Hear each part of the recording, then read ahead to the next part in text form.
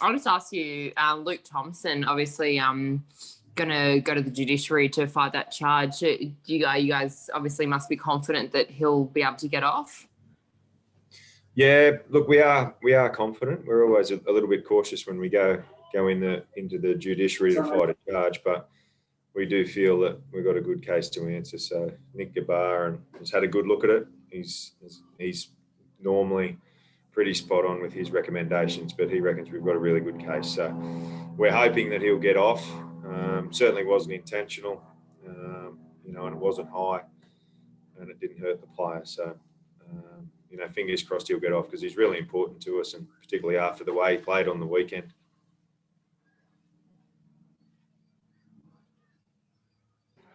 Yeah, Trent.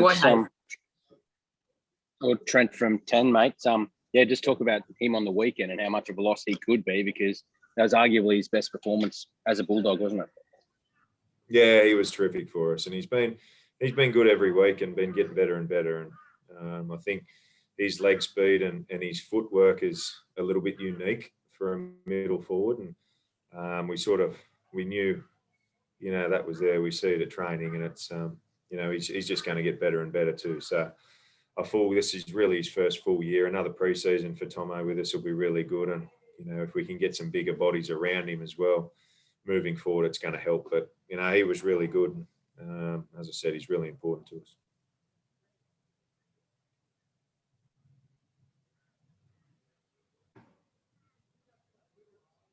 Trent, it's Chris from NRL.com, mate. Obviously, would have wanted to concede a few less points on the weekend, but the 3 games since the Manly game's been a bit of a response from the boys. You feel like you're building a little bit towards the back end of the season?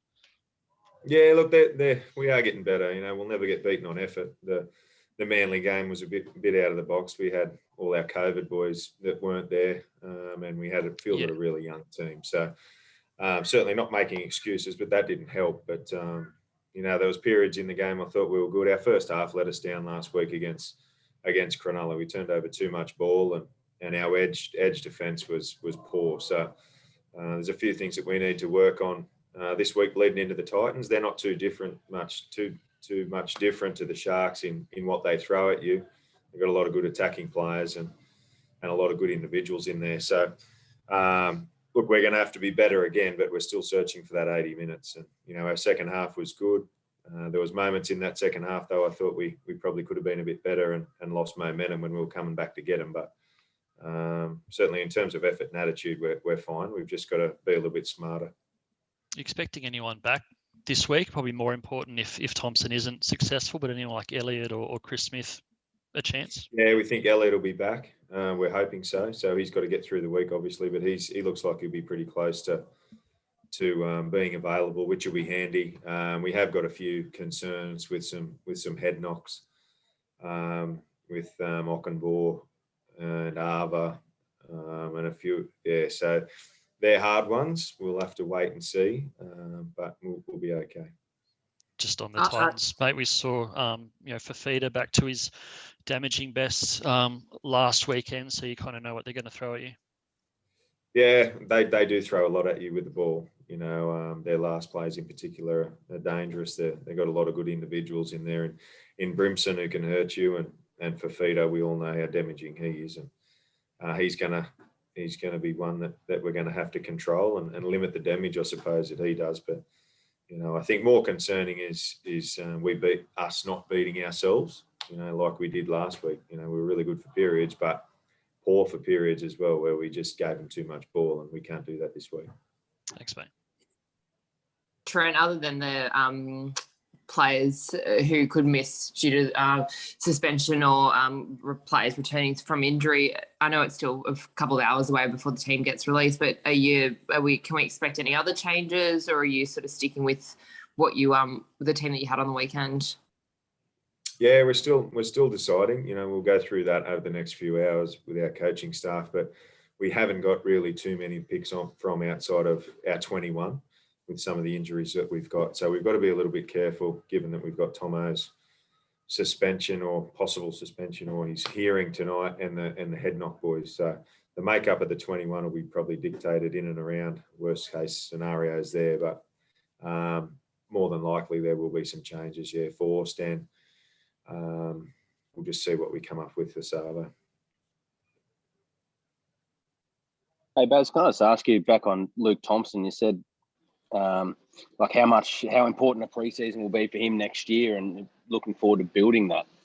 He came obviously in a crazy time during COVID last year, and then he had suspension at the start of the year. But why do you think it's taken Luke so long to sort of show his potential in the NRL?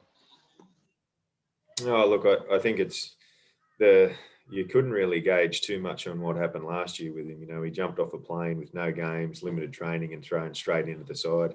He had a pretty disrupted pre-season and a late start. You know, last year with the rep footy and how it all worked out, we didn't get a lot of the guys. I think we only had a 4-week pre-season leading into Christmas, which wasn't long enough, and a lot of injuries. So I think continuity within the team.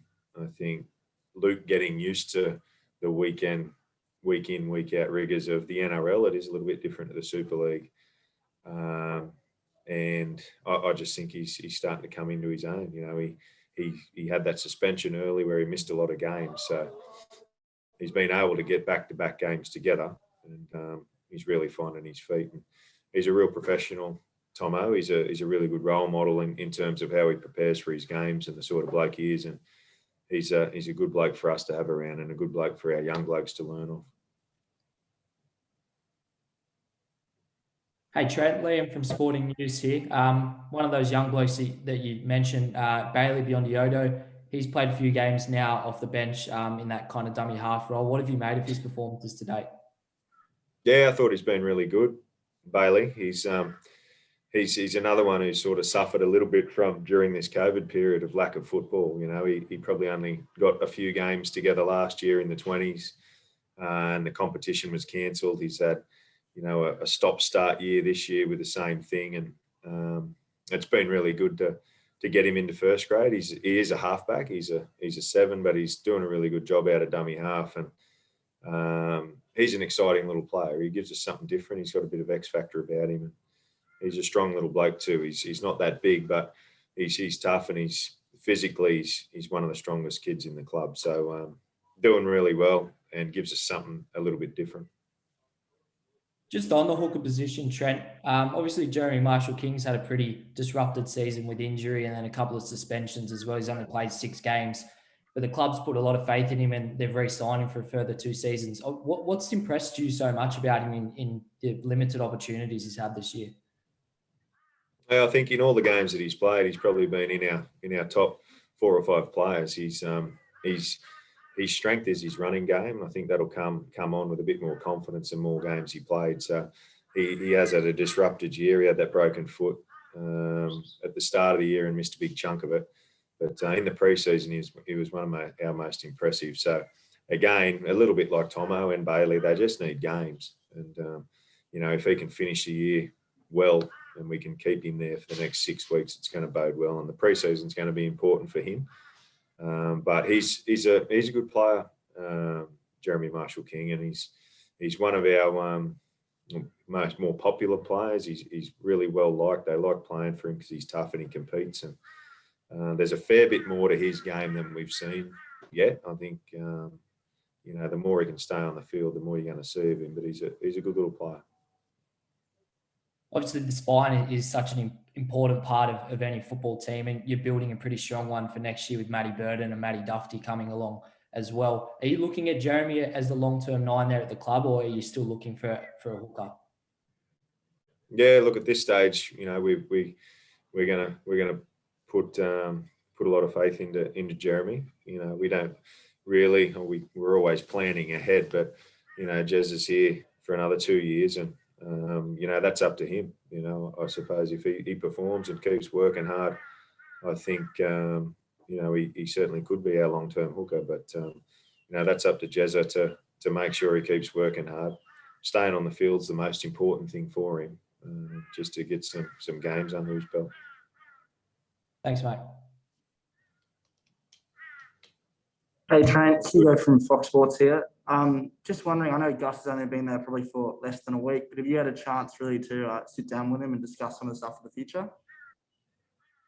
Yeah, we do. You know, we speak probably half a dozen times a day about numerous things. But yeah, look, he's got some views on things and how we should be doing things. But at the moment, I think he's and it's hard, during this COVID period for Gus to be. He's not in the building, he's not in the bubble up here. So, but no, he's always got a lot of input in everything, and that's his job as the GM of footy. And moving forward, mate, we've got a plan in place of how we want to do things. But he's been really good and taken a little bit of the workload off me in terms of that administration sort of stuff. So enables me to coach and do what I am employed to do.